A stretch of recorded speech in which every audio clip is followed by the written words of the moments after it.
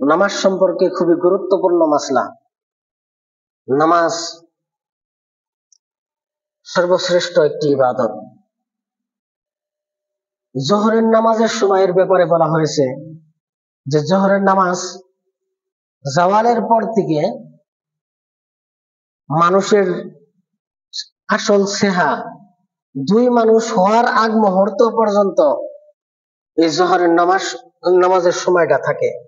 আর এই সময়ের মধ্যেই জোহরের নামাজটা আদায় করে নিতে হবে। তবে জোহরের নামাজটা আউয়াল ওয়াক্তেই করে নেওয়া মুস্তাহাব। জারের দিনে আউয়াল ওয়াক্তে করে নেওয়া মুস্তাহাব, আর গরমের দিনে কিছু দেরিতে জোহরের নামাজটা আদায় করে নেওয়া মুস্তাহাব। জুম্মার নামাজের ব্যাপারে বলা হয়েছে যে জুম্মার নামাজ জোহরের নামাজের সময়ের মতনই। তবে জুম্মার নামাজটা জারের দিনেই হোক আর গরমের দিনেই হোক, এই জুম্মার নামাজ আউয়াল ওয়াক্তেই জুম্মার নামাজটা আদায় করে নেওয়া মুস্তাহাব।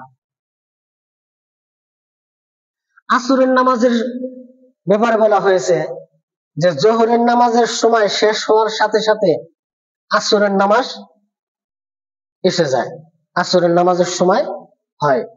আর এই আসরের নামাজের সময়টা সূর্য ডুবে যাওয়ার আগ মুহূর্ত পর্যন্ত।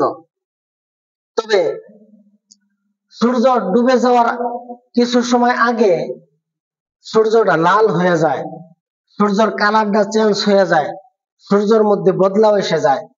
এই বদলাও আসার আগ মুহূর্তে এই আসরের নামাজটা আদায় করে নেওয়া মুস্তাহাব। যখন সূর্য লাল হয়ে যায়, সূর্য যখন কালার চেঞ্জ হয়ে যায়, সূর্যের মধ্যে যখন বদলাও এসে যায়, তখন সময়টা মুকরু হয়ে যায়। ওই সময় আসরের নামাজটা পড়া মুকরু, ওই সময় মুকরু হয় নামাজ পড়া। সেজন্য এই নামাজ আল্লাহ তাআলা যেন আমাদেরকে নির্ধারিত সময়ে নামাজ আদায় করার তৌফিক দান করে। আর এই নামাজ আল্লাহ তাআলা যেন আমাদেরকে সঠিক নিয়মে সঠিক সময়ে ঠিকঠাক ভাবে আল্লাহ তাআলা যেন আমাদেরকে নামাজ আদায় করার তৌফিক দান করে। আমিন।